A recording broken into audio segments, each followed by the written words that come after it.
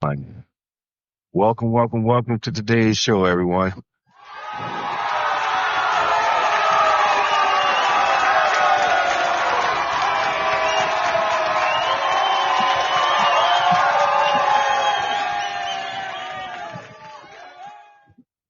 Hey, what's going on? It's my boy Cleve joined in. We have our co-host today. Ladies, please introduce yourselves. Hey, I'm Debra. Hello, everyone. Welcome back to the show. Hey y'all, this is Laura. What's up on this fine Sunday? This special edition show is going to be interesting. Welcome to the ride. So we have two topics to discuss today. And of course, we get our questions from our listeners that will send these in. And one of them is something that TIvona shared an interesting clip. And it was something that I asked others to discuss. So we have a post on Facebook and a few people are chiming in. We're going to try to get them to come on over to the podcast so they can listen in. And I want to hear from the ladies. We're going to get started with the first question. What are some challenges and or opportunities? Because this could present more opportunities as well. So what are some challenges and or opportunities presented when the woman is a breadwinner in a relationship? Who wants to go first? I mean, I'll go. I don't think. Okay, this is how I feel about it. I don't equate breadwinner with money amounts. I think that just because I think the breadwinner is the person who is the quote unquote head of the house. And for me, that is always going to be the man. So regardless if I make 100,000 and he makes 40, he is still, in my opinion, the breadwinner. Because out of my 100,000, none of it is going to move without his say so. None of it is going to get spent. None of it is going, I'm not doing that. And I think it just really depends on the two people in the relationship, what they look at as the dynamics of, you know what I'm saying, of that. If a man thinks that he is no longer the head because she makes more money, well, you're probably going to have a lot of problems, especially nowadays, because women, especially black women, are the most educated demographic in our country right now. So there's almost no way that you're going to have a black woman who is not doing somewhat okay. You know what I'm saying? So I don't know. I think it just really depends on the two people, but I don't see why that would be an issue unless it's just based in egos and, weird thought processes about traditions and things like that. I like that perspective. What do you have to say, Deborah? It looks like Deborah's muted. Yeah, she might have got to her destination, but yeah, and I think on the, like you were saying on Facebook, we had some guys giving some very interesting perspectives, you know what I'm saying?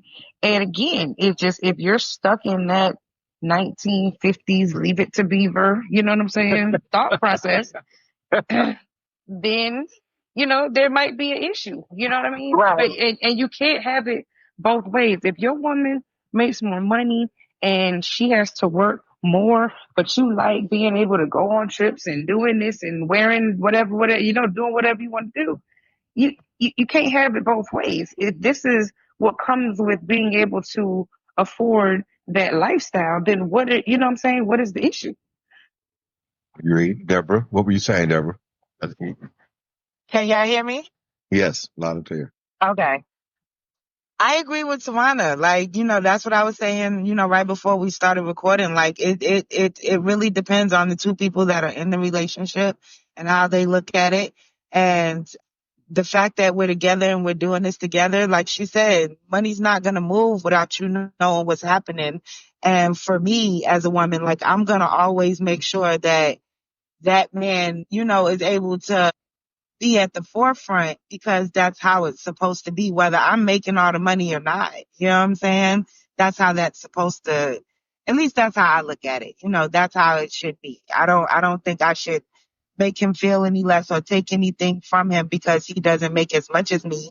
As long as he's contributing and we're doing this together and we're making these moves together, you know, maybe me doing better than him is gonna put a fire under him to like make something else happen for himself. You get what I'm saying? So So, that's where the opportunity can definitely lie. okay. That's the opportunity side. So you see no challenges. I mean, there's only a challenge if you're dealing with someone who, like a woman who is power driven, like who feels like because she has the money, she has the power. Like to me, that's really where your challenges are gonna come in at. And I agree with that as well. If you listen, making the money don't give you the right to run your mouth and treat him like he's not a man. You know what I'm saying? Right. So now, 100%.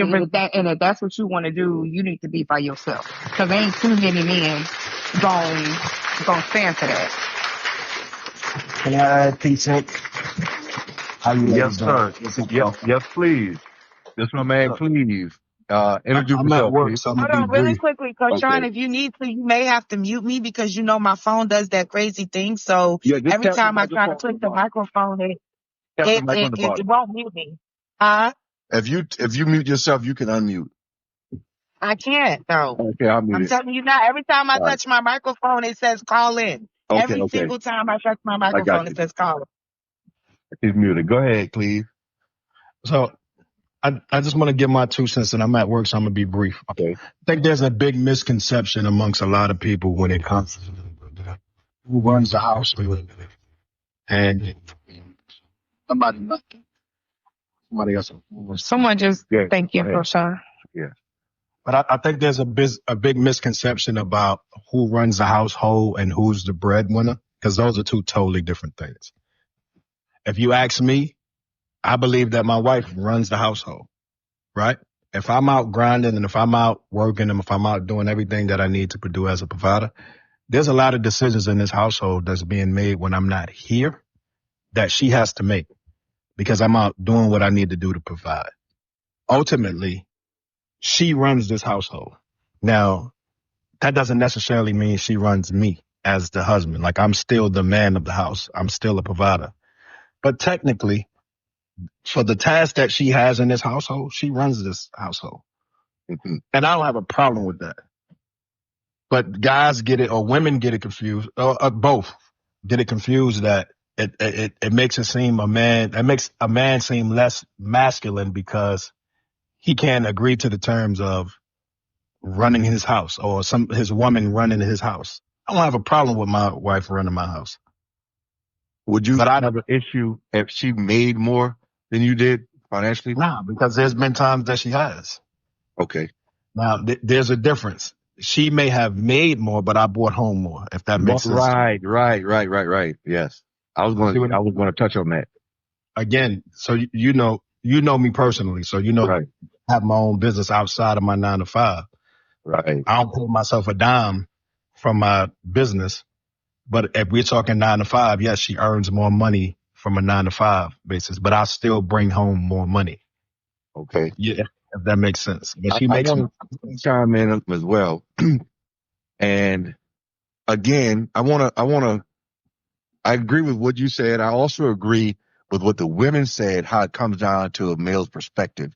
Can you handle that? So when we talk about are there any challenges presented or opportunities, the only challenge I think is when men feel like their worth is associated with their place when it comes to earnings. yo.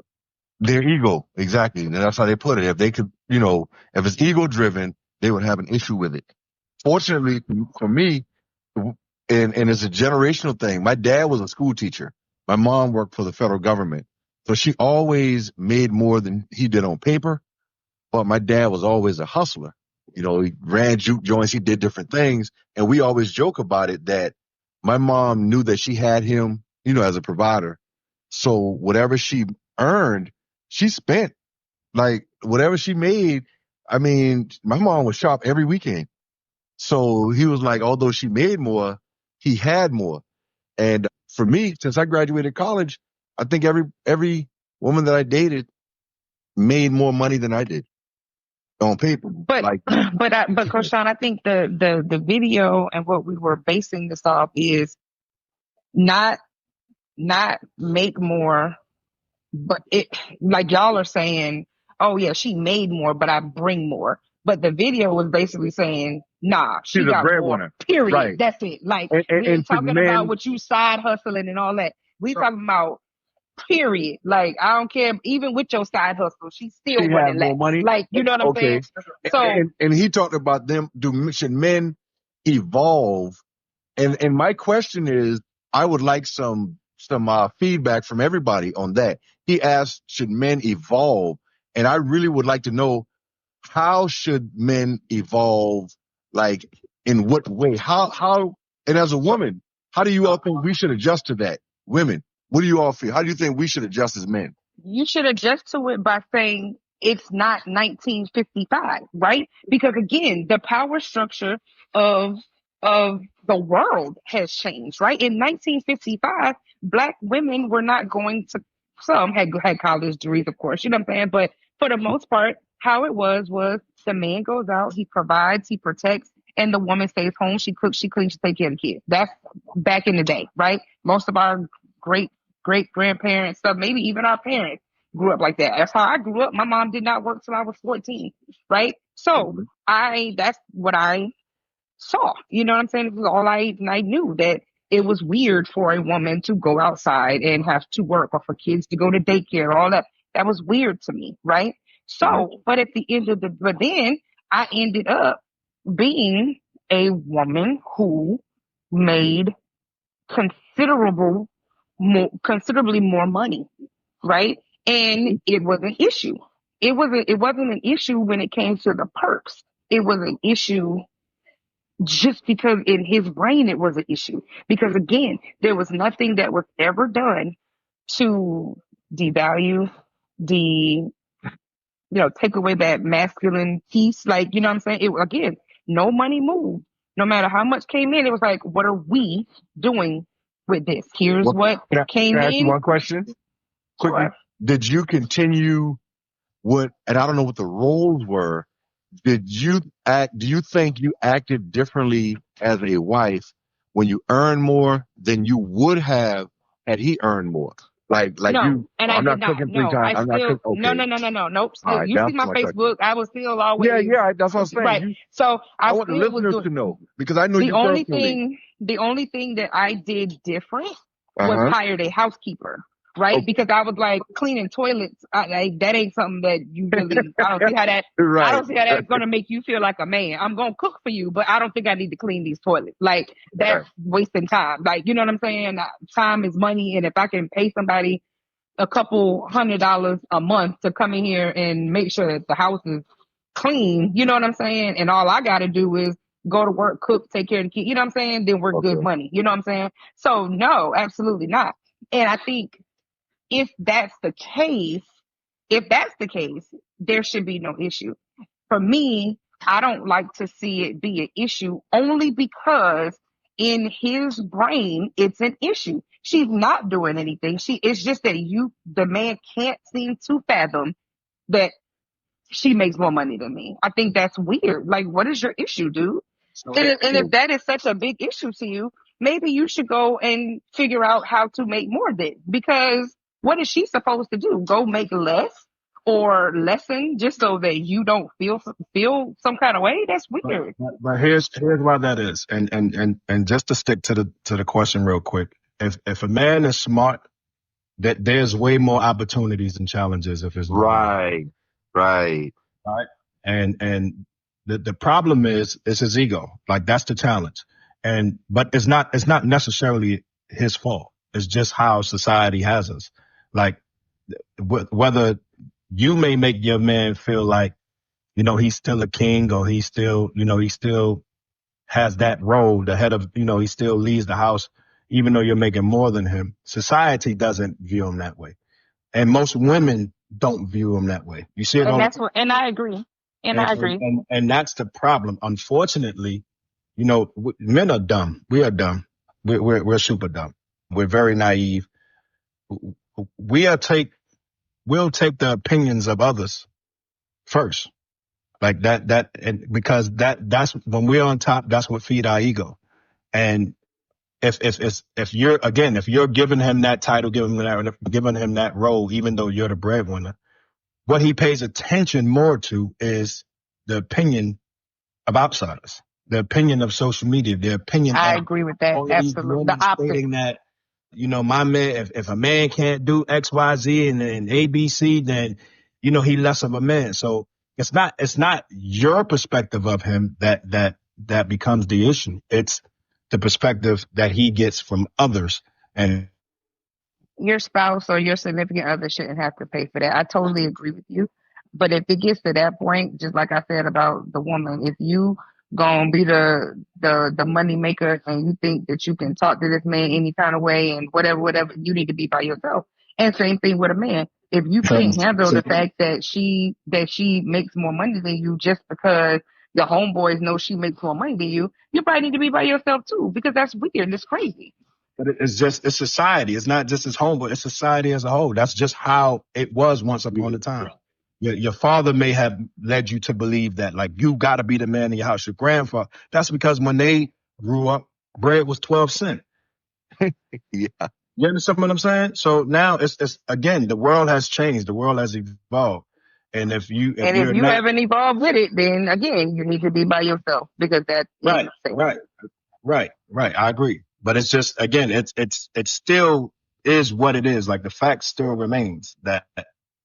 But the crazy part is that is something that you can change. That is something that you can unlearn. That is something that you can control. You cannot just blame that on, oh, well, because society said it. That's nah. You a grown man. You can control that within yourself.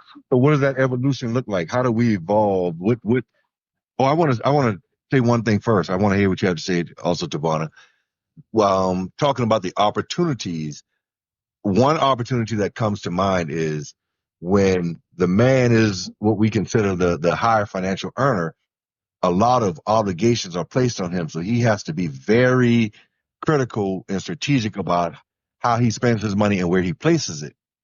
But what I have noticed is in situations where my significant other made more than I did, the opportunity that was presented was I was able to do more. I was able to take more risk because now, you know what?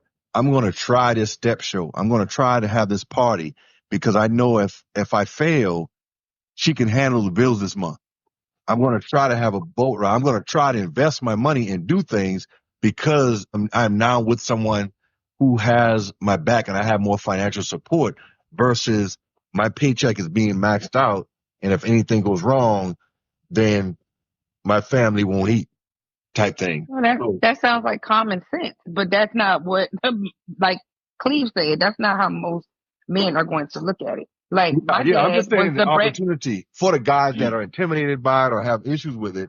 I'm just Right, saying. but they have to be on a different level of thinking to even consider that as an opportunity, right? Like Cleve said, if they're so concerned about the societal Society. optics of it, they're never going to get to the point of seeing it as an opportunity. Like, and if we're being honest, most of the time, not all of the time, but a lot of the time, the woman is who is like Cleve said, managing the house. Like my dad will tell you to this day, he never knew what he have a clue how to write a check, what was in the bank account, nothing. Because even though he made the money, my mom managed the house. She made sure the bills were paid. She took that money that he made and made sure everything moved right, made sure we were good, make sure, you see what I'm saying? So his only responsibility really was to go to work, come home, spoil her a little bit in that, you know what I'm saying, play with us, whatever. You know what I'm saying? He couldn't have told you who the light bill went to or you see what I'm saying? He didn't know because at the end of the day, those roles were what they were and everybody played their role to make sure everything ran correctly. And even when I made more money, I was still that person. I still was the one that was maintaining all the, making sure I guarantee you, he had no clue. All he did was come in the Responding to house. emails. That's it. Just come in. He would. Thank you. All that. Going to conferences. All that. So I'm still taking dentist appointments. You still ain't doing none of that. You see what I'm saying? So at the end of the day, I can't fathom, But see, other than you're a rare breed. societal wise, You are that rare. And I say that because most women don't carry the perspective that you have. But for men, before you are in a relationship, you are single first. And if all you're hearing while you're single is everything that a man is supposed to do, quote unquote, everything that a man is supposed to be, and then all of these masculine females that's out here because they make more and their attitude has changed. They don't have the same attitude as the women in the 50s, 60s, 70s, so forth. But before you are a man that's in a relationship or a married man, you are a single man. So you may come into a relationship and it may take a man to happen to actually be in a relationship such as the one that you have, where a woman can show him that, hey, it's okay. Like, you don't have to be, this, that, and the third. Still go out there and do your thing. Like, I ain't taking on no bum, but it's okay if I am the breadwinner. It's okay. Like, that we are a team. Most women don't approach it that way, at least from what you get from society. That's not how women approach it. Women have a standard for the most part that when a guy comes into a relationship with them, he got to be here. He got to be put together. There's no building with him. He got to be put together. And if that's what you're hearing all day, of course, that's going to resonate with you. So when you get in a relationship with a woman such as yourself, he may not understand, the angle that you're taking. He may not fully accept the angle that you're taking, but to each his own. Everybody is going to react different. But I can tell you that you are a rare breed based upon what you see from the masses of women that's out there. We tell her every week. She knows that. I don't. I guess I'm gonna go with it, If but you had more women on the internet preaching what you're preaching, or approaching their relationship or marriage in the manner in which you're doing, Divorce rate would be 2%. it won't. Maybe a lot of men egos won't be as bruised.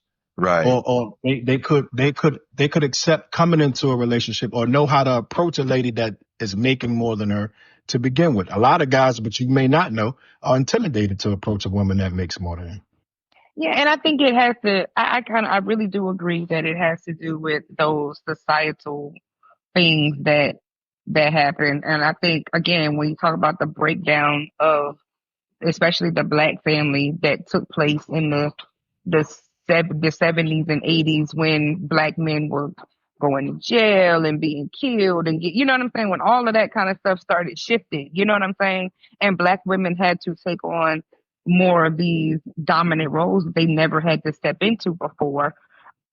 What I think happened was you had these single women that were forced into their masculine energy that now raised girls to say, you don't need him, you can do this by yourself, right? And I think maybe what it was for me was I didn't have that. Like, I never, even though my parents got divorced when I was 14, so I didn't see my mom work outside of the house until they got divorced. There was never a time that she was like, oh, well, I don't need no man. No. It was still call you daddy. You know what I'm saying? It was still, you know what I'm saying? Whatever. So I think that's the messaging that perpetuates what you're talking about, Cleve, is that when you get into those things that women tend to not see the value in their man because of the money that he is lacking. And you look at it from his perspective, even from like the complete opposite end of the spectrum, not so much his ego, his vulnerability. Because you make more than him, he may honestly feel or be a little bit insecure that, shit, if she run into a guy that makes more than me and she want to get out of this masculine energy that she's in and into her feminine energy, shit, another dude might come along that makes more than me, that's doing better than me, and he got a shot.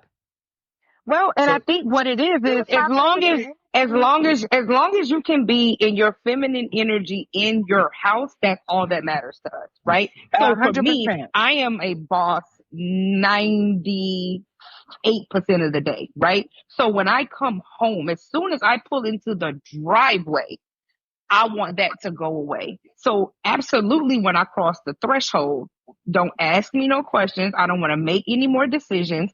I want to be in my feminine energy as soon as I come in the house. You are a unicorn. That's what I'm trying. I'm trying to get you to understand. You are a unicorn. You are very rare. That's not the perspective that a lot of women take. But They not only feel they that, gotta be that way in their feminine energy 100% of the time, and anything less is just not gonna cut it. so I'll say this. Like, my, even if my man is making less than me, if he's able to make me feel safe and secure when I'm in his presence, when I'm around him, if I'm not stressed out, having anxiety about what he might be out here, you get what I'm saying?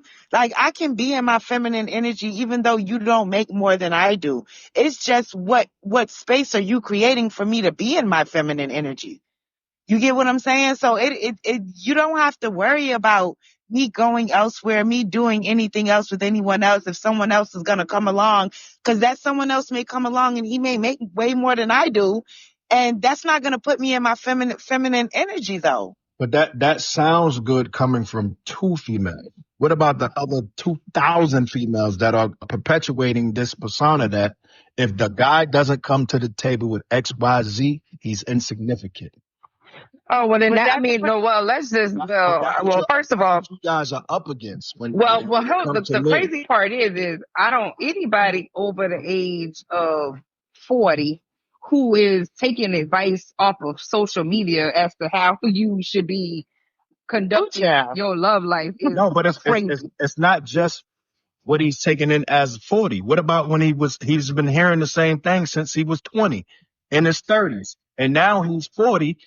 And it's even worse because social media is so prevalent. Back in his 20s, if he's 40 now, back in his 20s, there wasn't no social media, and he still heard from his fathers, his uncles, his brothers, his grandfather. And right. he had to be the man of the house. And there was a certain criteria to be the man of the house. And now that he feels like he is not because of the labels and the roles that they placed upon him, that still carries weight. And I agree with that. That's true. But that to me means as the individual, you have to make a decision because you cannot be 40 something years old still resting on, oh, my daddy told me that when I was 19. Boy, that was 20. Get yourself together. Like, you know what I'm saying? Like, you should be able to have a different outlook and mindset as a grown man. You know what I'm saying? Then, because there's plenty of things that I saw in my teenage years and when I was a child that now that I'm grown, I'm like, absolutely not. You know what I'm saying? So if you don't take the time personally to unlearn some things, then yes, you are going to have an issue. And I wanted to just make a quick point. I just wanted to make a quick point that, you can be told 1,005 things in the world, right? Mhm. But when, like, your experiences, right? More than anything are going to shape what you believe.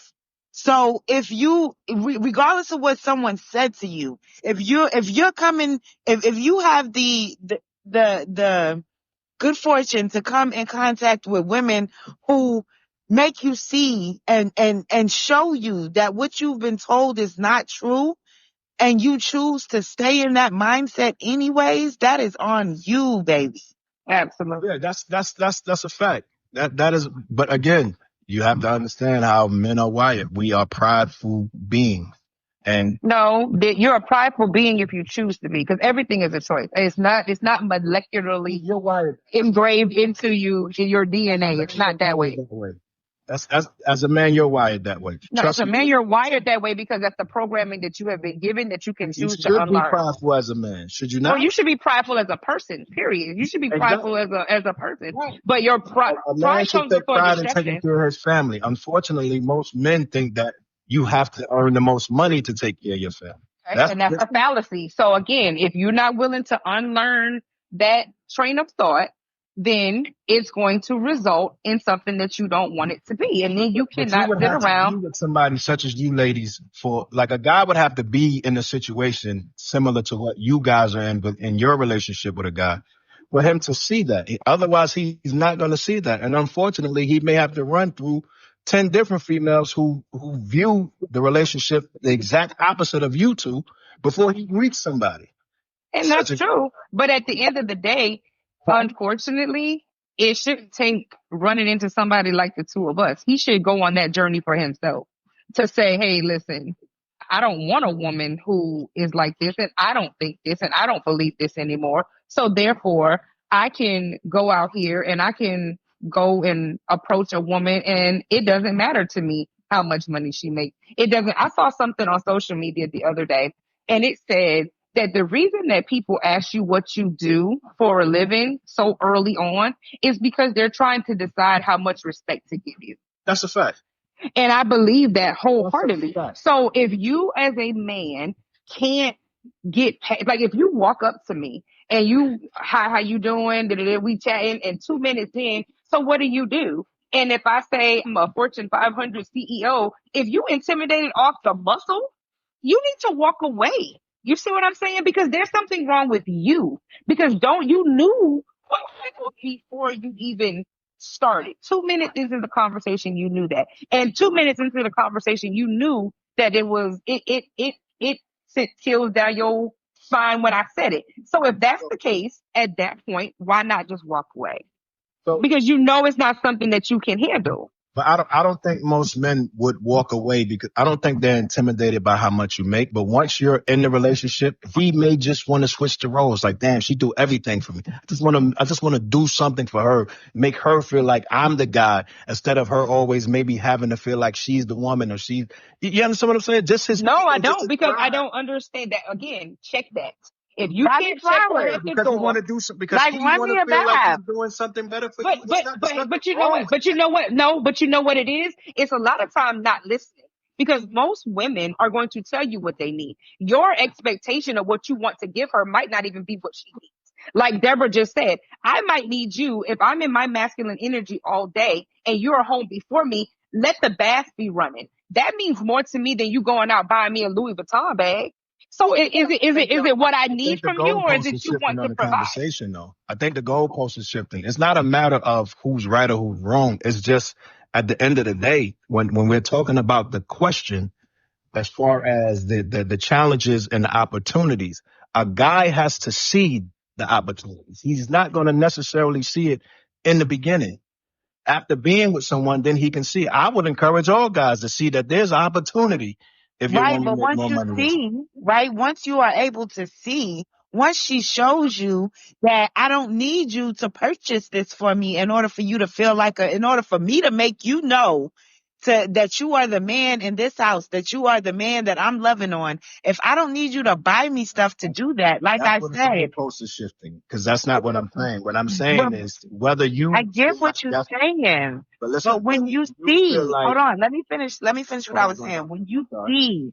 When you see that is not what is required of you in this particular relationship, it is up to you to use your common sense to say, okay, well, she's not looking for me to buy her stuff. So now, in what ways can I allow her to be in her feminine energy that I am capable of doing, right? Right. In what ways can I do that I'm capable of doing it? If you're not able to switch your perspective to see that within this relationship, then you don't need to be in that relationship. Why not just communicate it? Nobody can be mind reader. Just communicate it. Well, I think this came from when Cleve said, well, if I want to buy you something, I think that's how the goalpost shifted. Because that's why I think that was misinterpreted. Because every woman doesn't need or want monetary. Not necessarily buying. It's just as a man, he may want to do most of the things that you're doing. And it has nothing to do with you or the relationship per se. It just has everything to do with him. It's what he feel you may deserve. He may feel uncomfortable because he may not can give you what he feels you deserve. That still plays a role in ego, whether it's taking you on a simple date, being more romantic. Whatever. But that's where the communication comes in, because again, I need you to be very clear on that. What you want to give me may not even be what I want. So maybe His you pride need may to not start allow him to even have that So conversation. here we go again. And that's on Telling you him. as a man. And I'm just telling this you as a is man. no, this is as a weird human, because at the end of the day, that's not a man trait. That's a weird human trait. So Right? 'Cause I'm not gonna let you put that men are on not me. allowed to be vulnerable. No, they You know what I'm are. saying? So what I'm saying to you is that you have to, if you're in a relationship, you should be listening. And you need to take yourself out of it, because you're in a position in a relationship. You're there to serve me and I'm there to serve you. You shouldn't be being self-serving in a relationship. So if I am being very clear on this is what I need and want from you, and I have never said, take me on a trip, buy me a bag, do, and your weird little mind says, but I want to buy her a bag or I ain't no real man and I can't make. There you go. That's where the goal. Okay, that's where the goalpost you for sits that. right there. Because that's not what I'm saying. I'm Right. not saying if he feels like if he is unable to do that, he feels less of a man. I'm just saying he may just want to do that for That you. she deserves. And the fact that he can't makes him feel some type of way. Not less than a man. It's just that he want to please his woman. I want to say So something that right feeling quick. some type of But way. it doesn't make him less of a man. And I What think if he's that's not where. pleasing her? That's my All right, point. No, can I? You it's just I want to said say him. something he right quick. wants to please her. Can It's I? for him. But it Excuse me for shouldn't be 1 second. about what he thinks is pleasing her. It 1 should be second. about what she told him is pleasing her. 1 second. I wanna chime in. And both of you are making great points. And you all actually spoke directly to me in an experience in my life. And I will say this, Cleve. I'm agreeing with TIvona on this because I did not know Coach it was Sean, a hold on mistake. for a second. Can Yeah. you mute the other guys? Because I think we're getting feedback from them. Greg and CL, the man, can you mute them? Okay. Thank you. Yes. So, okay. What happened was, like Cleve was saying, you know, my wife went to the hospital for a couple of days. I had to be daddy, right? Full time. And I'd never done it before. And I was like, oh my God, showers, taking one to one school. I have a child with special needs. So he had to go to a separate school, picking them up. And my boys are reminding me, Dad, are we going to get our after school snacks? I'm like, after school snack? What is that? So they got to get the popcorn. They got to get this one needs popcorn. This one wants this and that. And then when they came in, so she knew I would fail, but she didn't criticize me. She just had supports in place. Like she had her cousins to call me and remind me. She called from the hospital. Hey, this one eats this. He eats that. Showers, brushing the teeth at night. By day 3, I was ready to tap out, right? I'm like, oh my God, let me just go out and hustle and make the money. I ain't with all this. So what I did, Cleve, I was like, you know what? My wife is so deserving, right? Because of how she is as a mother. And I believe in unconditional love. I don't care about if we have an argument or something, happen in the marriage. I'm still a protector. So I was like, you know what? I'm making this money. I said, man, I'm going to surprise my wife. I go to the Lexus dealership, drop $50-something thousand cash. Like, hey, man, I can't do it. And she deserves it. So I surprised. I was like, I need you to get to Charleston. Can you get somebody to bring you to Charleston? Like, for what? I was like, you just need to come. I got something for you. And she was agitated, right? She came in, the person dropped her off. I hand her the keys. They done put the bow on the car, got the Lexus gifts, the umbrella and mugs and all this stuff. And she was like, okay, whatever. I mean, it's a car. So I was pissed. Like, I just dropped $50,000 and you don't appreciate it. But what she said, like TIvona saying, do you think I care about a car? She said, I care about you spending more time at home. I care about you being with me and us doing things together more so than a car. And that's when I realized that, dang, just me being in the house and us doing the silly things together that I did when we met. And I shouldn't say silly. Me doing the things that we did together when we met is more valuable to her than this new Lexus vehicle. And that was an eye opener to me. So I get what you're saying, Cleve, because But it took you to experience that. To experience right? that. And right. And I wish I could have saved $50,000. Right. But I felt how many of us are in a relationship that has experience that are going into a relationship, that Not me. builds time. That Yes. you have to be in that relationship for a while. You're not gonna. Not if you listen, you don't, because Huh? if she tells you from the beginning, this is what I So need, this is what is what that I conversation like in the Oh, beginning? I'm just it's curious. very easy. I'm gonna tell you, I can only speak for myself. I'm gonna tell you right now, do not You're the buy me no unicorn. Remember, stupid, you're the unicorn now. don't buy me no stupid bags. Don't buy me no stupid shoes. And I don't want none of that. All this crazy stuff that you think that a woman, I don't want none of that.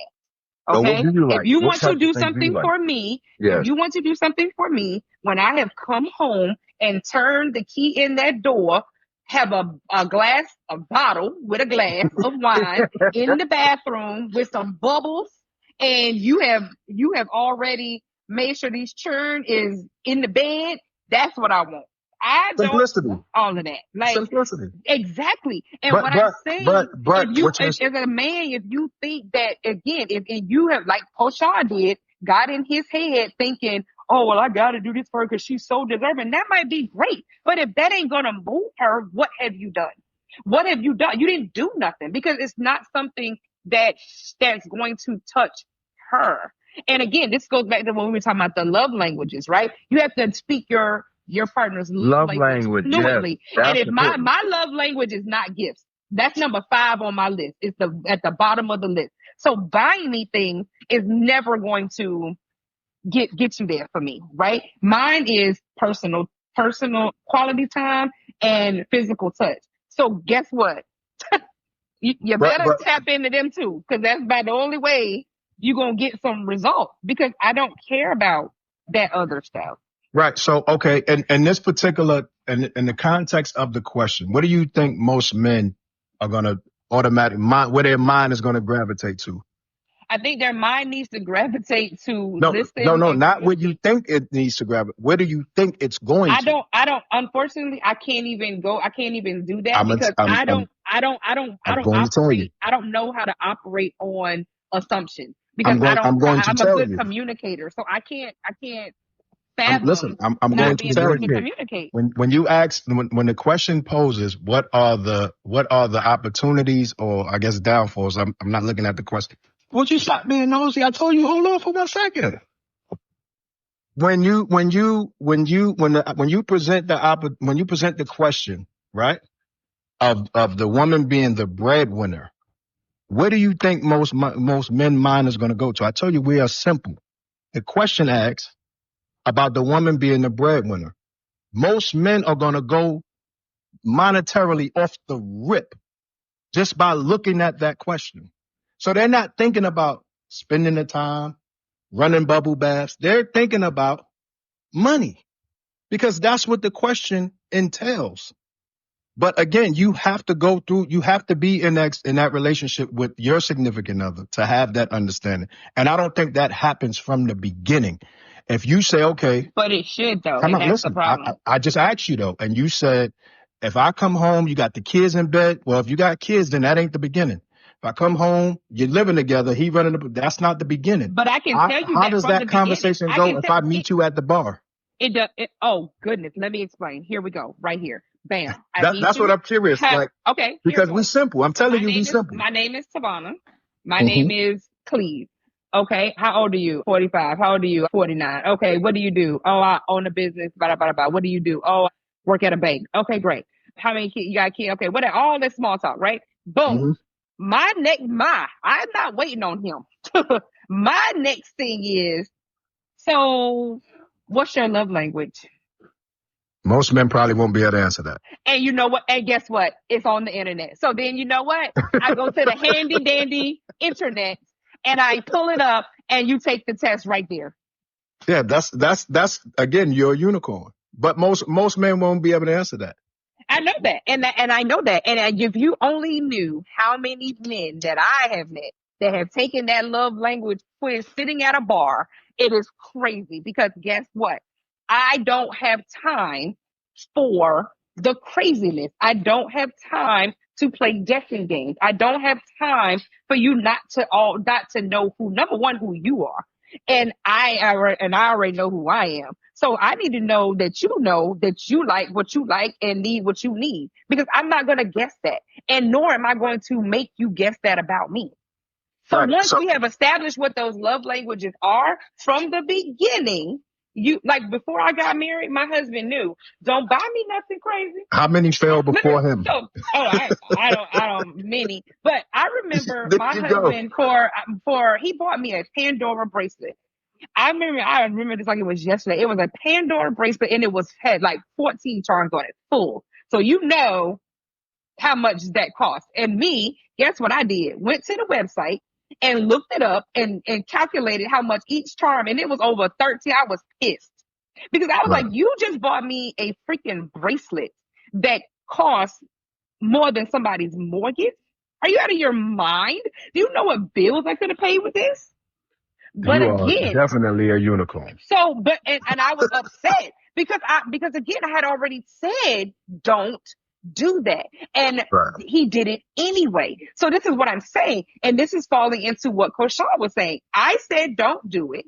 But because you think I'm so great and wonderful and I deserve it and I want to make her happy, that ain't make me happy. Because I already Right. That told makes you what's sense. going to make me happy. That And make you all the did sense in the something world. different. That make all the sense in the world. Chime in for a second too, because just going back to something that Cleve said. Cleve, you made mention of, you was like, so do you think, or do you not want a man to be vulnerable, when I had asked about the communication part of it. But Right. that is you being vulnerable, is you communicating with me how you feel, what you're wanting to do, so that I can then come back to you and say, listen, I know that's what you want to do, love, right? I know that's going to make you feel like a man, but that's not what I'm looking for. So again, that communication that gets to go back and forth between us is going to then let you know, okay, so in my mind, what I'm thinking I need to do, I don't really need to do. So Right. let me, if she hasn't already made it clear, which I'm sure she probably has, let me reiterate this for her so that then I can know how, in what ways I can love her and show her like that I want her to be in her feminine. You know what I'm saying? That is 100% correct. Communication is the answer to this question. That's the topic of the conversation. Like, without communication, I don't care who you are. Like, you're always going to get that question wrong if there's a right or wrong answer. Absolutely. You have to know your partner. You have to know your partner. Yeah, you have to know your partner, because And each you of us are have to different. know what works, because Right. the pendulum can swing in a relationship 100 times, right? 1,000 times. She could make more this year. Next year something happens. Now you make considerably more, and then it can go to, you see what I'm saying? So Right. you have to be in a relationship with someone that can go through the ebbs and flows without there being an issue, right? Because it's not going to stay the same all the time. I might need you to step it up. You might need me to step it up. Whatever we need, we sit down and we talk. And I think we had a show at one point in the past where we were talking about how often should you reevaluate your relationship. And we were saying that if you don't sit down with your partner once a month, once every 3 months or whatever, and y'all not saying, hey, where are we now? What are we? Right. Because you know how many things can change. Yes. That's a fact. And it's But not that's just communication. finances. You're right. It's communication. That's Because crazy. I could decide I don't want to eat shrimp anymore. Something about shrimp, I don't want it no more. We need to talk about that, because if I go in there and make shrimp scampi every freaking night and you don't never say nothing, you see what I'm saying? But how was I supposed to know you didn't want shrimp no more? It's kind of like the 50-50 question that's been floating around everywhere, whether a guy should be pay 100% of it. Like, it all depends on your partner. That's just what it is. What works for y'all? Like, there is no right or wrong answer. There is no. It's just what works for, because everybody's household is different. Everybody's relationship is different. Absolutely. You have men that stay home and don't work at all. You have that. You know what I'm saying? I wish I was one of those guys. Right. You have that. So, I mean, it does happen. If you have those Mr. Moms. I'm one of those guys, Cleve. Would you be able to make sure and maintain what happens at home in the household so that 100%. She can 100%. in her feminine energy? Can you let your pride and ego go enough for her?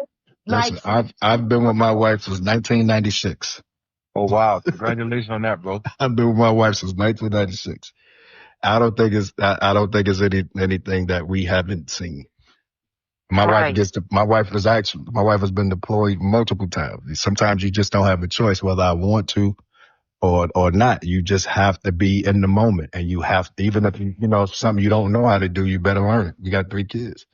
So And that's what I was saying when I said, when a man sees, right, when you're put into a situation with a woman where she can show you that it's not all about your money, but it's about how you can support her in the best way possible. It is up to you as a man to then change your frame of mind so that you can let that pride and that ego go and you can really be that support system that she needs you to be, whether she's the breadwinner or not. It should still be happening. yeah, but again, that's communication, especially within the relationship. One thing That right is quick. communication. We have Greg. Thank you all. I love the feedback. I just want to respond to the person that's typing in because our listeners cannot hear. And Kim was responding way back to Vonna when you talked about the love languages, and Kim said that is not your typical first conversation. And to Kim, I would like to say that it is, and and if it's not, it should be. And Exactly. I remember when I first started dating, the, those were some of the first things, and I was impressed by it. But then my wife was the communications director for EasyGo, right? So, and she has a degree in English. So her communication was on a much different level than I was. I'm a math major from the country. So I was like, wow, who even thinks of these things? That was my first thought. But then I was like, man, this is so important. The next thing she did, she came home with a poster board and wrote out a map for 5 years and was like, hey, we have to develop a 5-year plan.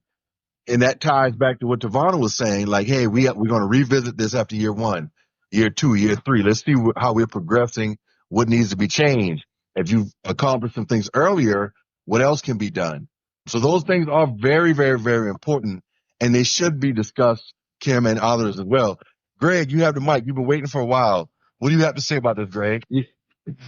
Everybody made great points. Both sides are very valid in everything they said. The only thing I want to chime in differently with is, and this is just my opinion and my perspective on it, is that everybody on this call is 40 plus years old. Mm-hmm. When we were coming up through school, everything we did was communicating face to face. These young kids nowadays, they don't do that. Mm-hmm. That's why I think so many perspectives and so many opinions on how do you get to know a person has changed because they're taking everything off the internet. And I believe the young lady, Debra was saying that earlier, is that everything you're seeing, you're not even talking to your partner. I don't know about you, but I've seen a lot of young kids that can't even have a simple conversation face to face. Yeah, they can't. So I know when they're out here dating, or trying to date, they don't ask questions like that. They simply figure, well, if I want this pretty girl as a young man, if I want this pretty girl, I need to make sure I have money to take care of her. Meanwhile, the young girl is saying, well, if I want this boy, I got to have a BBL and I got to have this, that, and the third. They're taking all these stereotypes off the internet and applying it to simple dating processes. That's why, in all honesty, everything y'all said is true. But you also realize too that when we were younger, we did what we thought was the necessary thing to be attractive to the opposite sex. As we got older, we realized that, yeah, that don't work. That's not the right way to go. So when it comes to this, the woman making more money than you and all that, we never really experienced that growing up because more times than not, the women didn't work as much as the man did. Right.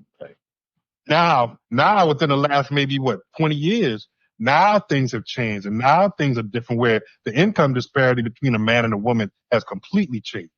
So now it's more of what Cleve was saying. Now you got to have the ability to suck up some of your pride and say to yourself, it's almost like, and I hate to use this term, but now you have to change up what it is that I bring to the table that's going to be beneficial to my partner.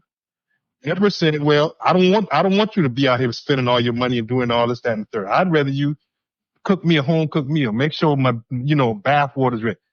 She's a unicorn because probably 20% of the women in the world want that.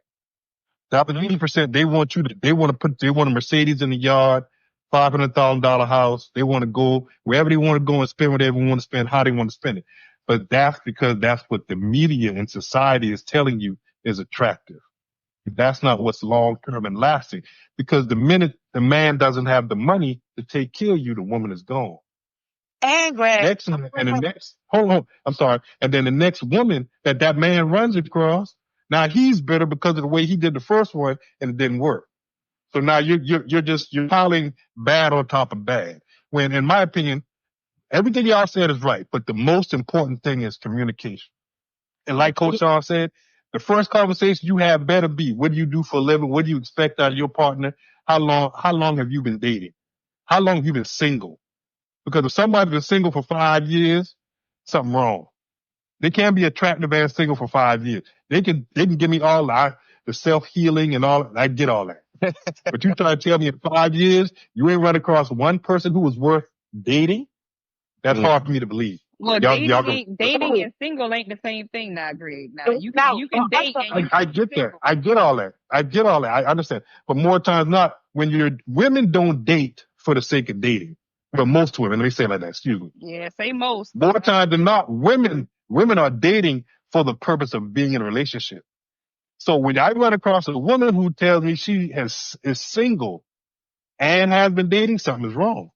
Because that means you ain't dating to be in a relationship. She's right, but she could be a unicorn, but not at 25 and 30, not at 25 and 30 years old. Now, when you 40 plus, and you're starting to, for lack of a better term, understand what you want in a partner, I can accept that better dating.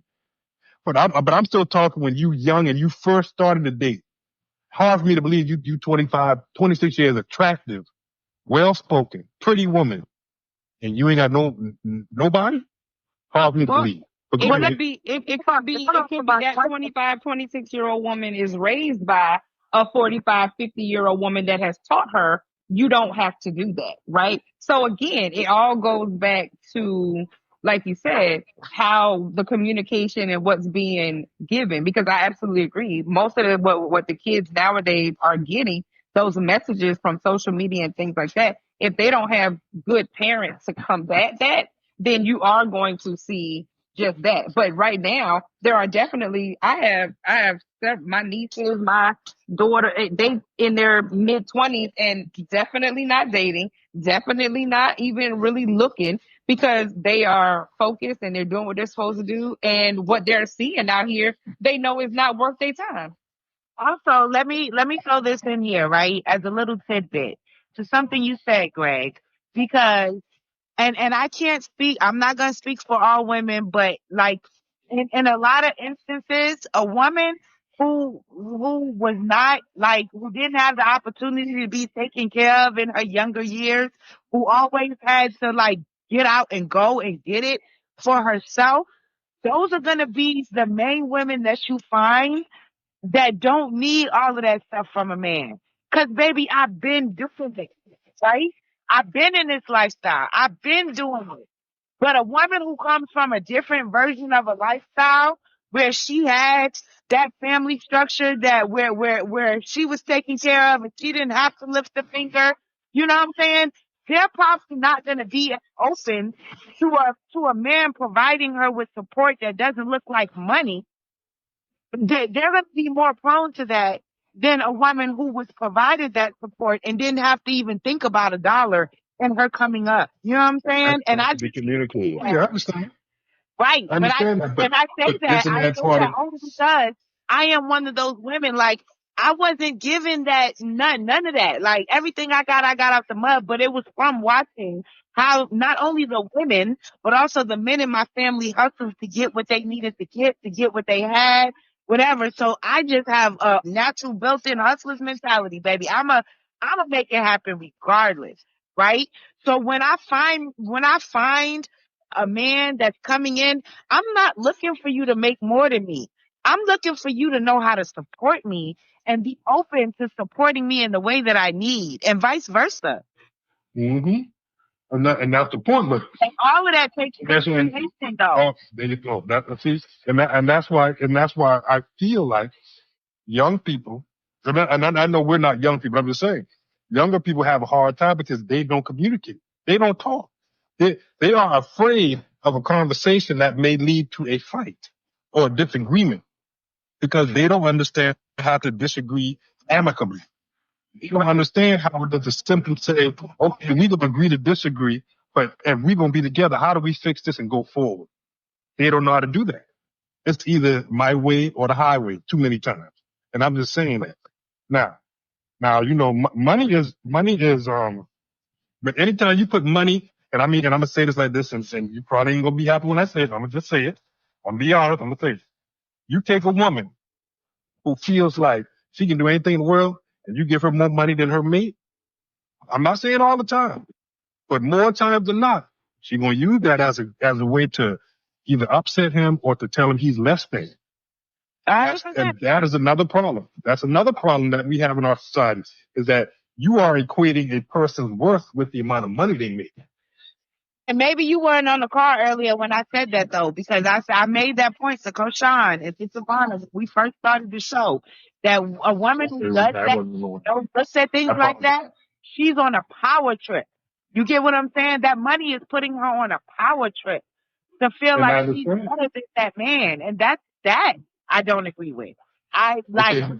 But let's be honest. You better. How many women out there like that? How many women out there like that?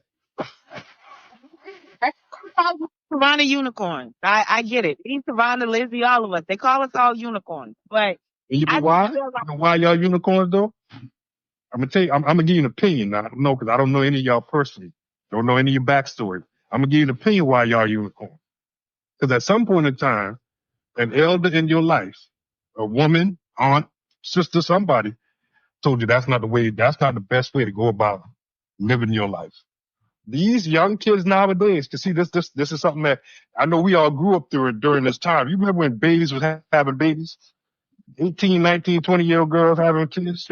But now them same 20-year-old kids got a 40-year-old mama. The mama's still growing up. So how can she impart any type of wisdom on the daughter when she's still learning herself? We don't have grandmothers and the great auntie, sitting on the porch in the swing, in the rocker, telling us, baby, that ain't the way you do things. We don't have that anymore. So everything now, for lack of a better term, is microwaved in our society. Everything's happening too quick. And it's causing these type of relationship problems simply because nobody has the ability to tell young people right from wrong. And young people don't like to hear right from wrong. So, I think we all, listening to everything everybody said, I think we all have the same basic perspective with a little different variation here or there. I think the most important thing anytime you deal with any person is you got to learn the love language. Like you said, like one young lady said earlier, you got to learn the love language. And if you are the man who is dating a woman who is making less than her, you had to pull your pride back some ways. But there are other ways to show your worth to her without it being your money. But you also have to have the right woman who is not after your money or who doesn't value your money to see that. Debra? Hello? Yours. TIvona? Hello? We can hear you now, Debra. TIvona? Okay, I'm sorry. I just wanted to make sure. I was trying to. Yeah, I'm fine. But yeah, that's all I think we all, I think everybody on here is mature and everything we saying is right. But yeah, it's going to be, it's difficult with the way the world is nowadays. For one thing, when we were growing up, you saw a lot more, even though you saw a lot more, for lack of a better term, one income households. Mm-hmm. Now you got two income households. So, you have to, and I'm just using words. I don't mean it literally the way I'm saying it, but so when we were growing up and we saw, uncle, father, whoever kind of dishonor the opinion of the wife sometimes or the girlfriend, she wasn't working. So you could do that then, but you can't do that now. Right. So you have to, everybody's opinions matter. There's a saying that, everybody who's married or been married know this saying. They always say happy wife, happy life, right? I know I disagree with that wholeheartedly. I'm about to say. There you go. That's the saying, because everybody deserves to be happy.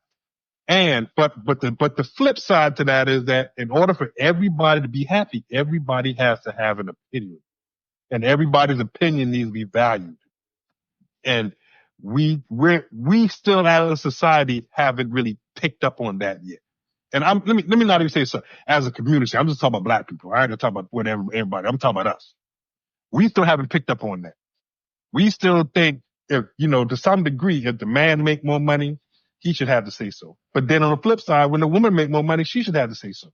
But that ain't how it's supposed to be. Everybody got to be happy because everybody in the house together. Everybody's best needs to move the family forward. The family's not going to move forward if I'm doing well and the wife ain't doing good, and she pulling me back, or vice versa.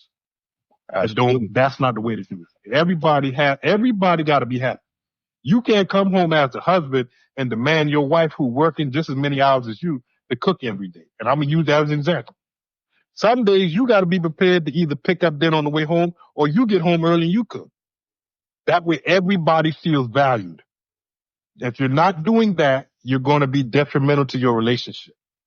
And that's just part of the communication. If that's the structure of how your household can work, then let it work that way.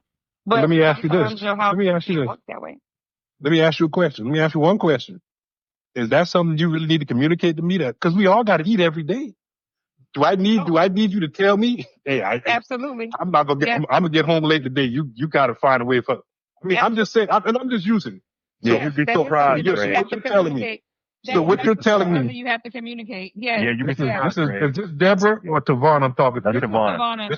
Yes, you TIvona. absolutely Okay, I'm trying have to to communicate that. You absolutely do, because at the end of the day. Okay, so TIvona, you telling me this, and I'm just going yes or no. You ain't got to expound on just yes or no. Greg, you calling me? Hey, Greg, I got to work late tonight. Okay, baby, you good? Okay, I'm gonna make sure you get home something to eat. You got to communicate that to me. You have to physically tell me, Greg, something got to be in there for us to eat tonight when I get home. For some men, you do. I don't know you, so I can't say that. But if depending on your person, you may have to. And I always err on the side of over communicate. So even if you didn't need me to tell you, I'm gonna tell you anyway. Hey, I'm working. Okay, make sure you got some food, or not even just got some. It might not even be you got to take care of it. Hey, I'm working. My question would be this. Hey, I gotta work late. So what we're gonna do for dinner? So that way we can talk about it. You can either say, "Hey, I can cook," or you can say, I got some other stuff to do too. Can you just get something on the way in? You see what I'm saying? So it's still a communication. I feel you. I get that point. But all I'm saying is that let me make sure I'm saying this right. The simple part of it is you working late. That means somebody got to make sure we eat. If you working late and I'm not working late, that somebody don't have to necessarily be you, and this is where the communication comes in, because it doesn't mean that you have to do that. Because it could be, hey, I'm passing the Chinese restaurant, I'm gonna pick up a couple cartons on my way in. You see what I'm saying? Okay. So I do. What I'm saying. I do. So I do get that. It doesn't. It's not an automatic that just because the person who is home should cook or whatever. Well, I mean, I'm gonna say it like that. No, yeah, great. Okay, I'm gonna say it like this. It should be communicated. I'm gonna say it like I agree.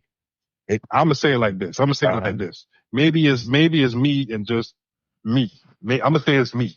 I'm the unicorn this time. I'm the unicorn this one time around. I'm gonna say it like this. If my wife called me and say, "Hey, honey, I gotta work late." Okay, babe, when you get home, I'll take care of everything. I don't think I should. I don't feel like you have to tell me that. That's me. Now that's me. So maybe that's why I hear you. I hear everything you're saying. I really do. Some men, you might have to tell them that. I get it. Give you an example, Greg. I have a friend that, she, as a wife, she got a job like maybe an hour away from home, right? And her mother decided, hey, I will help you all out in your marriage. So her mom cooks for the family. So even if she cannot make it, or because her job has her out to where she's getting home so late, it's still provided by her. So that was a good example you gave, TIvona, when you were like, it doesn't have to be someone in the house. in some instances where, hey, you know what? My man doesn't know how to cook. And of course, things have changed now, but in the past, when we were all in rural areas, like I grew up in the country, we were in a rural area. You had to cook. I grew up in Ponderosa. Yeah. I grew up in Ponderosa. See, I'm not far from food. We didn't have fast food as an option. We had none of that. Right. So someone had to cook. So I guess, well, go to grandma's house. We're going to go to my mom and eat or something different. But I get what you're saying now as well. Hey, I'm not going to be home in time. Okay, I'm going to run to Zaxby's. Do you want something as well? Might be your response, right? But some men honestly won't catch on to that. And I've been that guy before. Okay. All right. Yeah, I mean, and that's fair. Yeah. Well, I just overlooked it. I didn't think about it. And I was like, oh, well, I'll just run to Chick-fil-A. And my wife would say, oh yeah, I'd like something too. Like being sarcastic. Like I didn't even think to ask if she wanted something because all I thought about was in my stomach. Yeah. And that's fair. That's fair. So I hear what she's saying, that for some men, you got to tell them. And once again, so that's what I'm going to just simply say, well, for me, I wouldn't have to, you ain't going to do that. Right. And I mean, you would have to tell me that. I mean, I have 4 kids. Mm-hmm. I have had, my oldest son is 32. That's my oldest. I had a child at 23 years old. So for the better part of my adult life, I've always known that I never could just eat. I wasn't the only person that had to eat every day. I had a mouth to feed too. Right. So I guess maybe the way I came up is just different based on some other men. It becomes second nature. It's first nature. Right. It's first nature for me to say, what are they going to eat? I might eat last. Yeah, as long as they eat. I have to agree with Greg. I think that there is a level of emotional intelligence that should come along with the person that you choose to be your mate, especially your mate that you choose to procreate with. Like, I'm not going to procreate with a man who I feel is going to be selfish and look out only for himself, knowing that if I bring a life into this world, that's not just me that he needs to think about, it's me and our child. And so I think a lot of people lack emotional intelligence and are very selfish when they do things such as, oh, I'm just going to think about me. Because who would, I don't understand anyone whose mate tells you they're working late, but has no plan to feed themselves or their kids. So you're just going to let the two of you starve because she's working late? That makes no sense to me. And I don't think most people are that way. So that point might be a little drastic. However, there are a lot of people that are selfish and do think of themselves only and do not take their mate or their children into consideration. I've seen that happen a lot. But this goes back to vetting properly. Date someone long enough to give them time to show you who they really are. I'm not going to get pregnant by somebody I've been dating for 2 months and then get surprised when the baby gets here that, oh, he likes to only play video games and not clean up and not work. Well, did you give yourself time enough to see what type of worker he was? Did you give yourself time enough to see what kind of provider that he was before you got yourself into that situation? Things happen, they do. However, we're in 2025. It's a lot you can do to keep that from happening. So I think it's a cop-out when we sit here and say, well, I didn't really know her. I really didn't know him.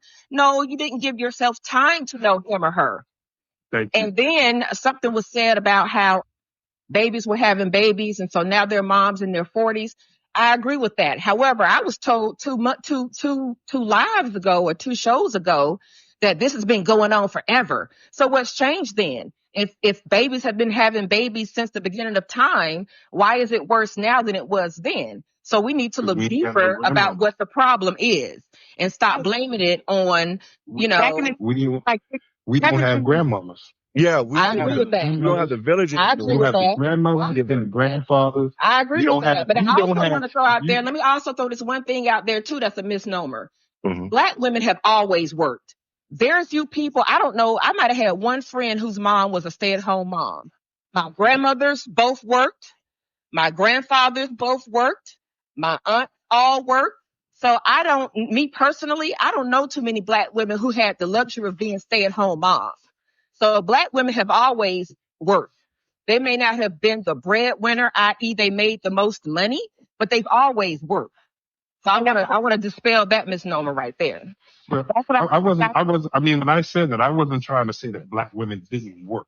Oh no, I'm if not I saying if I you did did. that, I'm I not saying misspoke. I'm If not I saying you did, did. what I was I'm saying leading you did. is my point was that more times than not, the black woman didn't make as much as the black man, Now so that I agree with. I agree with her that. opinion wasn't valued. I That agree was with that. But my women in point. general didn't make as much But women have always been important because I mean I was raised by a single mother. So like for instance, like and I'm not bragging, I'm just simply saying I can cook, I can clean, I can wash my own clothes. I don't need any woman to do that for me. So I don't need any woman to come in and say, oh, I got to clean your house. No, you don't need to do that. I can do all that. I'm gonna tell you a funny story. My wife, when she first met me, she came to my house and she said, who you got cleaning your house with you? I said, me. She said, no, she said, no way, your house clean. You know, I know how to wash clothes properly. I know to separate, darks from white. Simple thing. But that's because my mother taught me that. So a lot of what I'm saying in some ways, I guess, because everybody's opinion is based on the life they lived and the experiences that they have had. Right. My experiences have been good when it comes to home. Everybody else is not. And I get that. And that's why I know a lot of what y'all are saying makes sense because I know some people just didn't have it as good as I do. I'm going to say it like that. Right. But that's still, some things are, to me, is common sense. Should be common sense. And that's just me. It should be. To I have me, a question for you, Liz. it should be common sense. I have a question for But Liz. go ahead. Well, I gotta come back. You can, but Go ahead, quick. Deborah. Say what you got to say first, Deborah. Go ahead. Can y'all hear me? Yeah. Say what you have to say. Mm-hmm. Oh, okay. So I was just gonna say to what Lizzie was saying. That goes back to the exact same thing that I was saying, where if you're a woman that's always has to like work and get it, that's what you see, that's what you grew up with, then you're gonna think about things and you're gonna look at things a little differently than another woman who didn't have that same experience. Exactly. So it's crazy when people call us unicorns. He says unicorns have the hardest out here in this life because of people's perspectives on relationships nowadays. But I don't think y'all are unicorns. I don't think y'all edgy. Y'all smart. I don't look at it like, I don't look at it. I don't look at it like you're a unicorn. I just think that you're smart. Because everybody knows that we grew up and you made mistakes in life, but you learn from your mistakes. Some people don't learn from their mistakes. You are, the less relationships you're going to have, right? Because you know how to like you're looking at the you're evaluating things. You're not just jumping head first and saying, let's see where the wind blows me today. Exactly. And I totally agree with you. But like I keep saying, a lot of people don't, for lack of a better term, self-evaluate. What could I have done differently to prolong the last relationship? Could I have been maybe more caring, more respectful? Could I have shown up on time? There's a lot of different ways to look at things. But when you as a person think that you did nothing wrong, you're never going to do that. As you get older, you're going to keep doing that. I'm gonna read a comment right quick. The comment says the biggest, I think it's Letitia, I'm not sure, I can't read your name, but it says the biggest challenge is not allowing society or traditional values to cloud your judgment of your own relationship. You know your relationship best. It may not be ideal to have the woman be the breadwinner, but at the same time, having a man that supports you in other ways is just as important or even more important. You have to be clear and confident in the person you choose, communicate and show respect. I agree with that. All valid points. Totally agree. Yes. We also, yeah, I agree with that. Communication is very important. And Greg, it's so ironic. Your last comment is why I started this show, because when my marriage ended, I sat back and I wanted to reflect. And I've been in a couple of relationships and throughout my life. And I knew when I was younger, they ended because I just wasn't faithful. Right. But in my marriage, I was like, what could I have done better? I'm older now. I'm more mature. I'm in a home. I'm living with my kids. Like, I'm thinking I'm doing things the right way. And what could I have done better? This goes back to communication. So I started doing a lot of research on communication and becoming an effective communicator. And not just in an emotional relationship, but communicating with people in general, communicating with people in the workplace, communicating with friends, communicating with family. And I saw the importance of, and I also learned how many people were not effective communicators. So that is why I actually started this podcast. And of course, the name Men Are From Mars, I knew that would immediately attract women because they automatically think men are crazy. And they chimed in with no hesitation. They were like, "Oh yeah, I have to come. I'm going to be on that show. I'm going to be on that show," because they thought it was an opportunity to bash men, saying, we're crazy, we got it all wrong. But fortunately, a lot of women have responded that the show has taught them a lot about how men really think and why it is so important to communicate with men and get out of those little female circles where they're all telling you things that they think about your man who they've never met or they don't know about, as opposed to just communicating with your man what your expectations are. And I want to say this, ladies, don't Time don't that yeah, don't expect men to be mind readers. And like Greg alluded to earlier, we were all molded by our life experiences. Don't say it's common sense because what's common to you may be uncommon to someone else. And being different is not right or wrong. We're raised differently. We have different values. And unless we communicate it, we could find ourselves having conflicting ideologies that we cannot get beyond. So if it's something that you like or something that you want, just say it. Don't say, "Oh, that should not be common sense." Obviously, it's not because the person did not do it. And there are reasons why they didn't do it. And when TIvona was talking about, I'm going to get on her about this later too, when she talked about over communicating and over explaining, I was recently told by someone that when I over explain or over communicate, they think I'm lying. Feel dumb. Well, okay. So here's another challenge that I have. I have friends on all ends of the gambit, right? I got from the thugs and drug dealers, killers, middle school dropouts, but these are my dogs. I have PhDs in my immediate circle. So I always have to be aware of my audience, but I'm also an educator. So explaining and breaking things down is what I do. But if I'm at home and I speak too fast, they say, "Oh, you're a fast talker. You're trying to be slick." I don't trust that. He's trying to get over on me. If I over explain to my educated friends, now it's like, "Hey man, you talking to me like I'm dumb. You don't have to do all that." So these are things I had to learn with communication. I know you the same, Greg. You got the homeboys on the corner at home. You have the PhDs and, the educated friends. So we all have to be aware when it's time to communicate, who we're communicating with and how we communicate. But I also want people to not make assumptions based on how a person communicates unless you know everything about them, and why they communicate the way that they do. And a lot of it deals with our profession or how we were brought up. Someone else, okay. And I don't want, I'm gonna piggyback off just a little bit and then I'm gonna let you have your way. People don't know how to effectively communicate because a lot of people think just because you talk, people hear you. No. You, for lack of a better term, sometimes you have to speak in the language that they understand the best. Right. I'm gonna use, just like you said, Coach Sean, my boys on the corner who used to do that, I can't talk to them the way I talk to y'all. I gotta talk to them like street niggas. So they'll excuse me. Street people, so they will understand it because they're not gonna understand. If I start talking to them in too big a word, they feel like I'm shaming them. Right. But then when you get around, the person who has the PhDs and they think they know everything, you got to give them short, simple answers. Because the more you talk, the more they think you try to talk over them. So I'm gonna go ahead and get what you think. You have to know your audience. You have to know your audience. Exactly. You gotta know your audience. Thank you.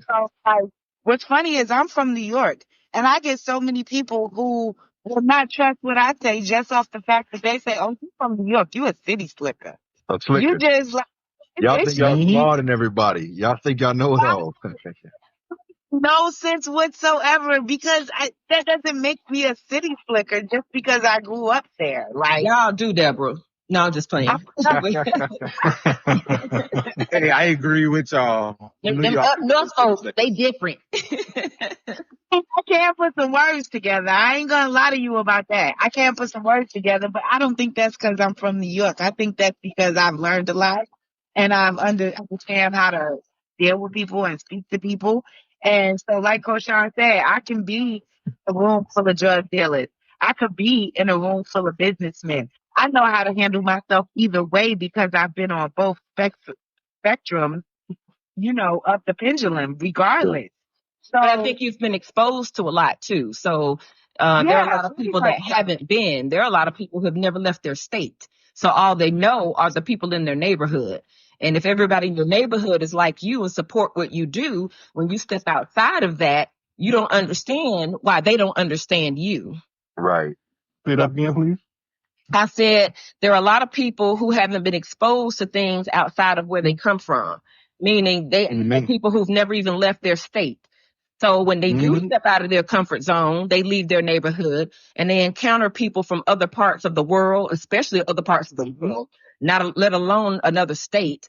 They don't know how to respond. They don't know how to act, and they misinterpret the other person and vice versa. I just took a trip to Maine. Even the air up there is different than it is from Georgia. And I noticed some things that were a little more different there. Like they're more environmentally centered. Like they like electric cars. They don't like, things that down here we could give a darn about putting gas in a car and going somewhere. Up there, they care about that. We don't care about that down here. Right. So me having a conversation about electric cars with someone from Maine is going to look a little bit different if I was from Maine. That's just an example. Yes. Yes. I agree. What I like about it is no matter what our topic, any topic that anyone sends in that they want us to discuss, it all comes back to communication and the importance of communication. It all comes back to that. Something else you alluded to, Greg, what I've learned is we are all molded, of course, like we all just said, by what and who we are exposed to. And I may have shared this on another episode. When I was give me a pickle in the pouch. when I was in the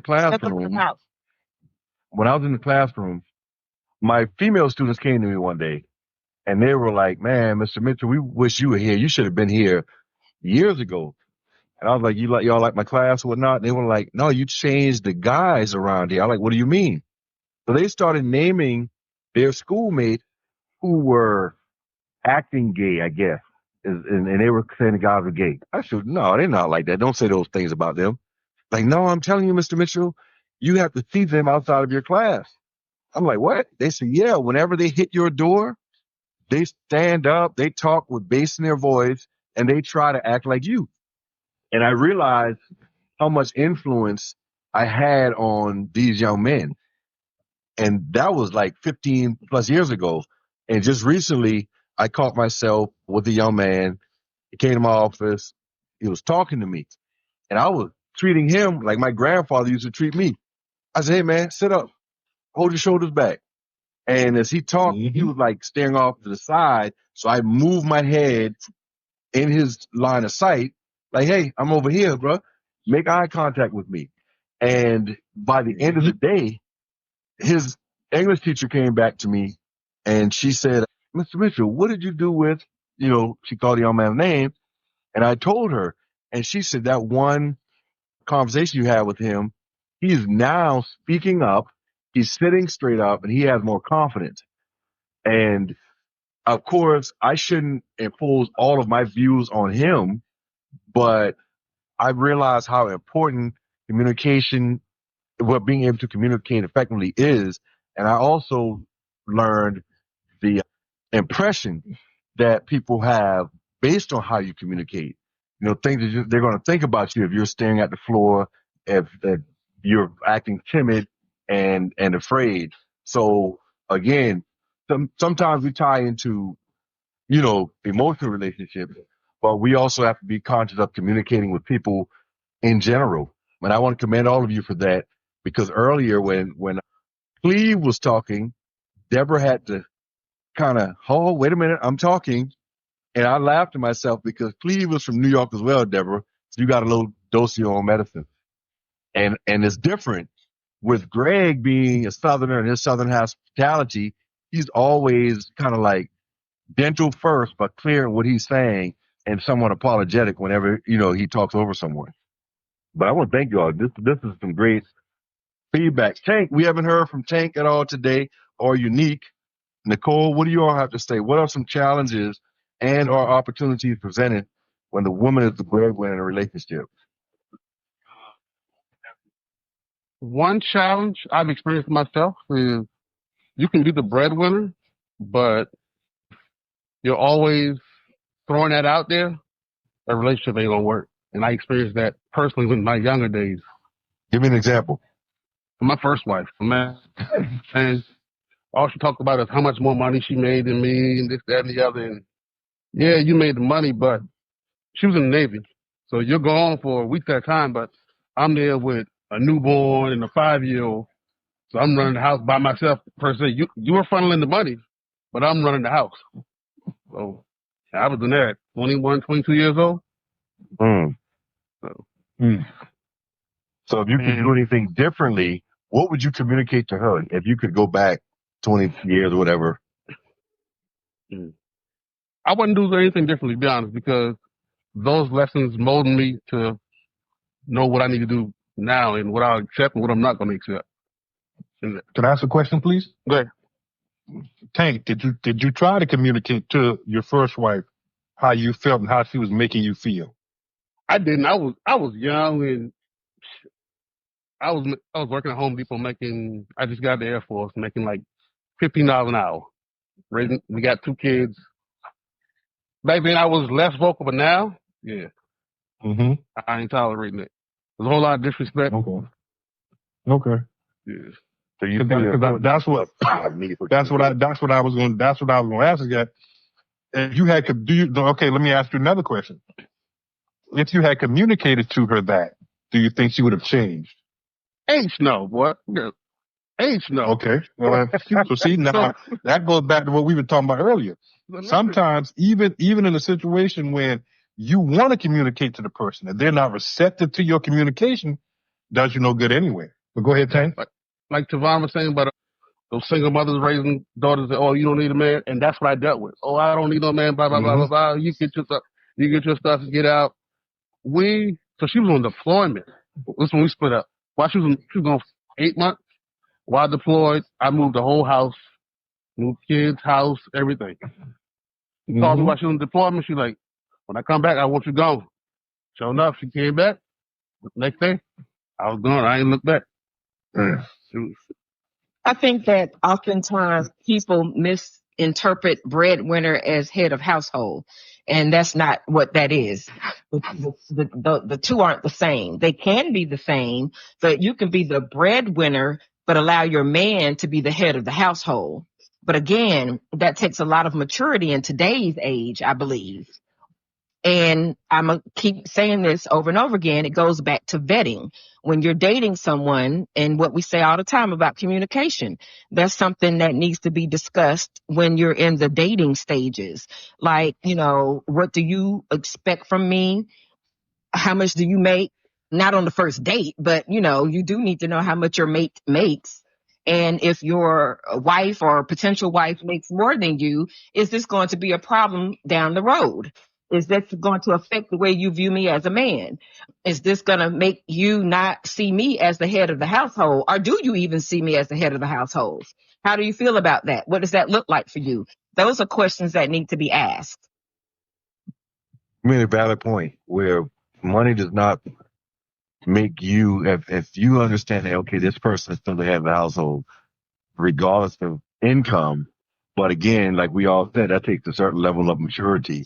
And I was being a little funny in our private group that it doesn't matter to me because in a lot of instances, I think that this newfound wealth in women and just what I've noticed from women that I speak to about this from past generations as well, a lot of women aren't accustomed to saving and they feel like these jobs or careers are secure.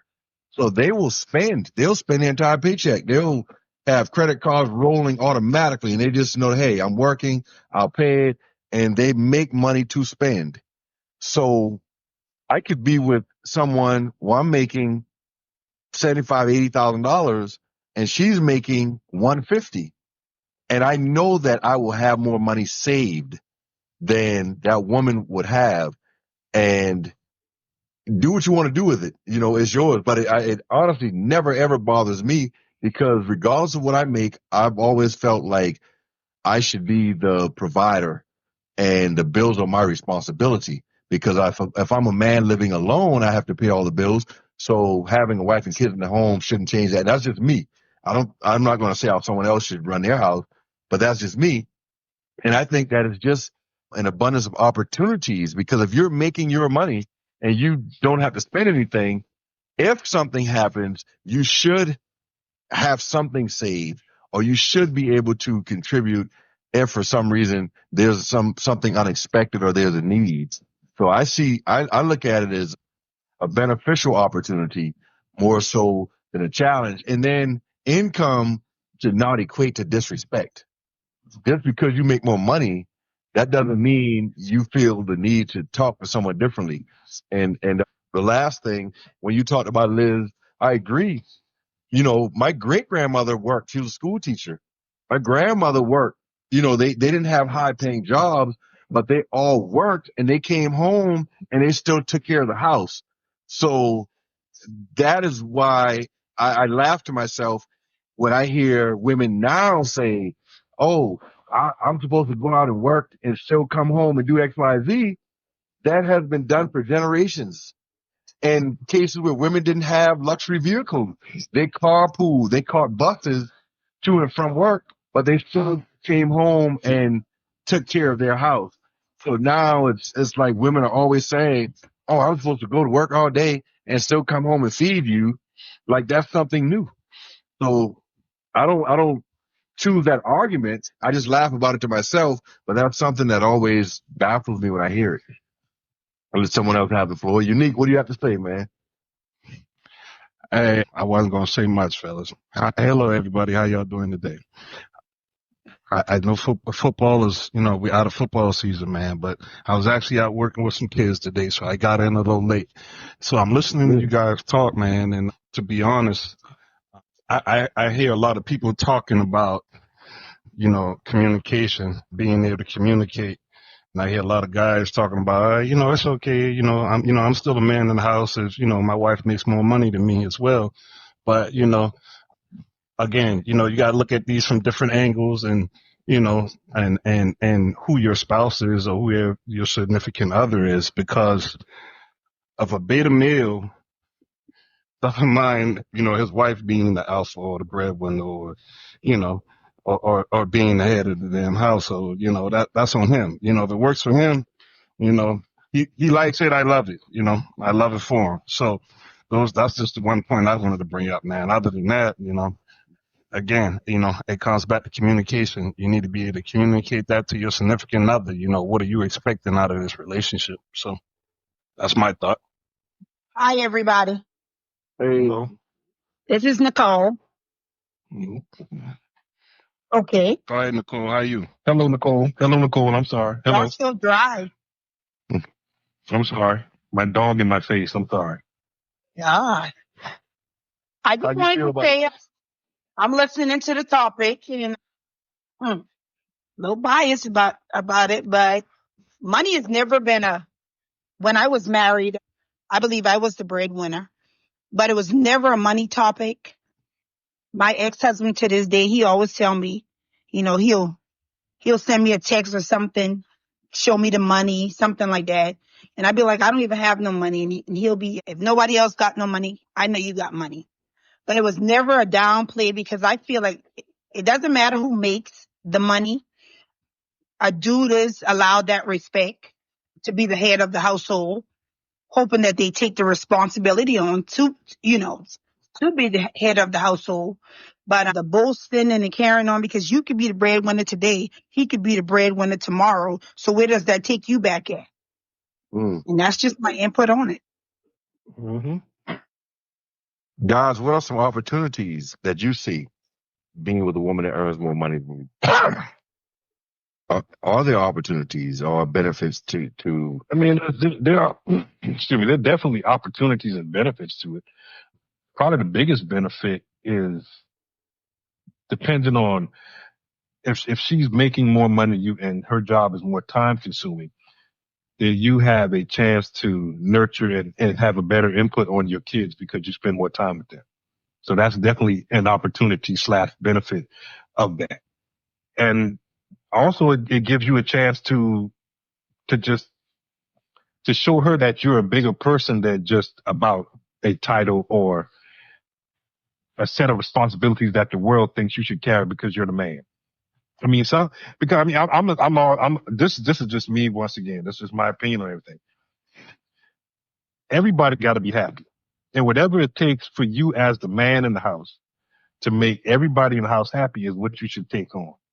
Whether that be the breadwinner or the person who's taking the kids, the parent who's taking the kids to the practices, and you're helping them with the homework and you're cooking, whatever you need to do to make every day in the house happy, that's what you should be doing.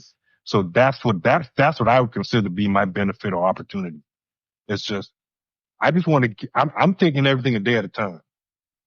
Whatever I got to do today, Sunday, February 2nd, is what I need to do to get us to February 3rd.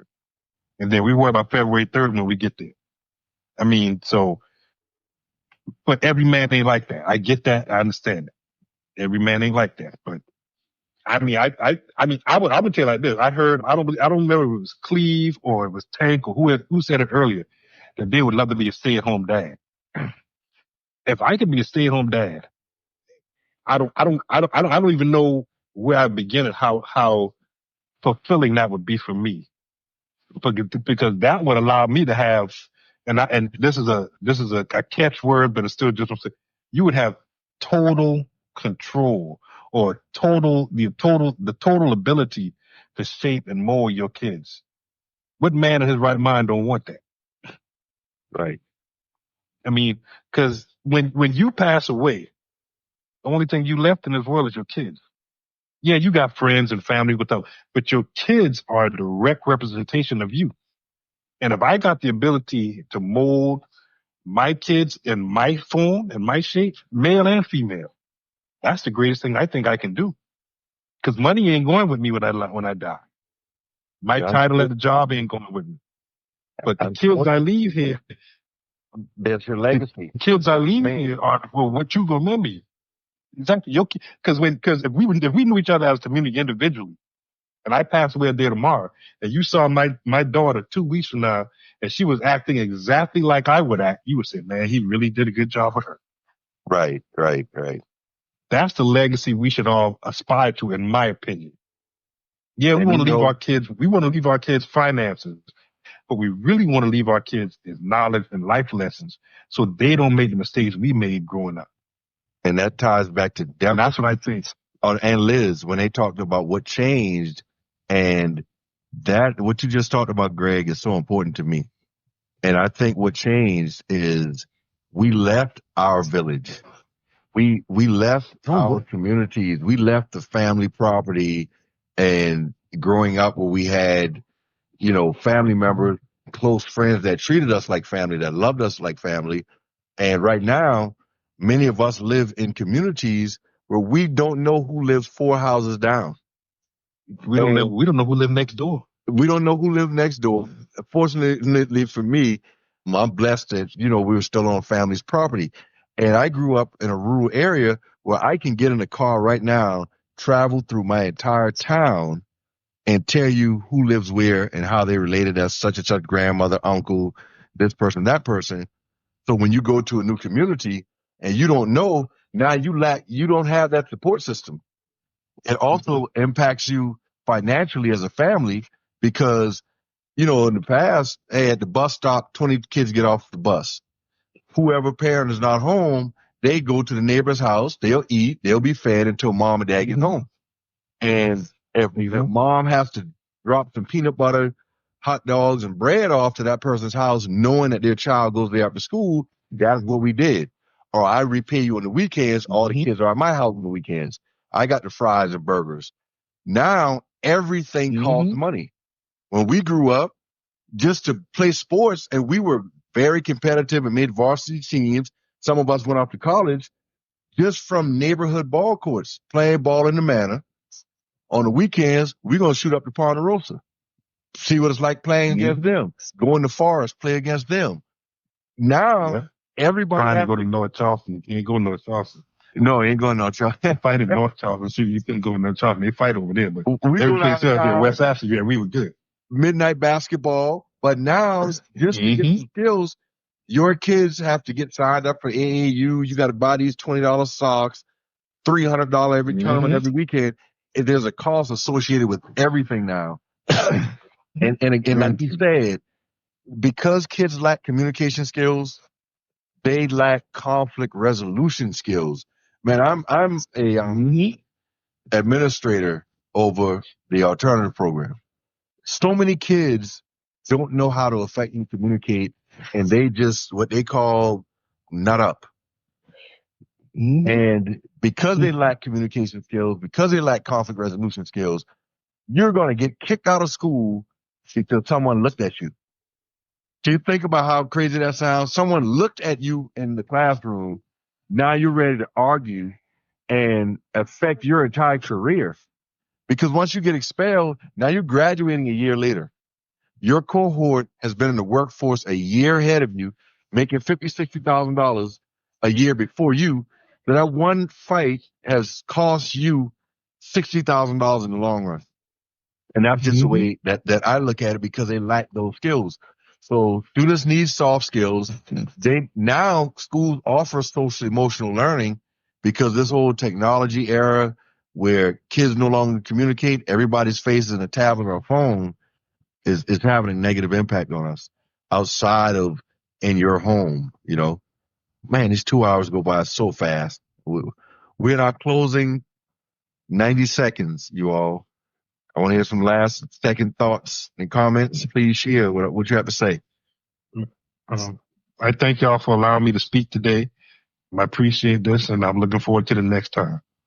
You know, we'd love having you. You always give some good insight. Liz, Debra.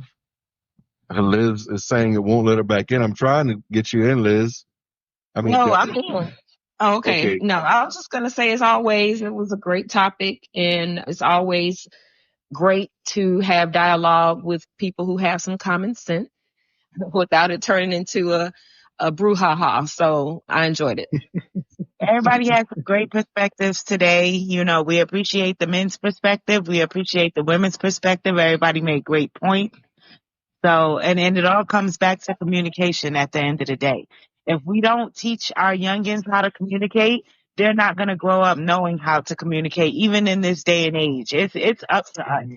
You get what I'm saying? Like, we can say 1,000 things. We can make 1,000. We can have 1,000 conversations, but if those conversations are not centered around how do we eliminate the world, right, from the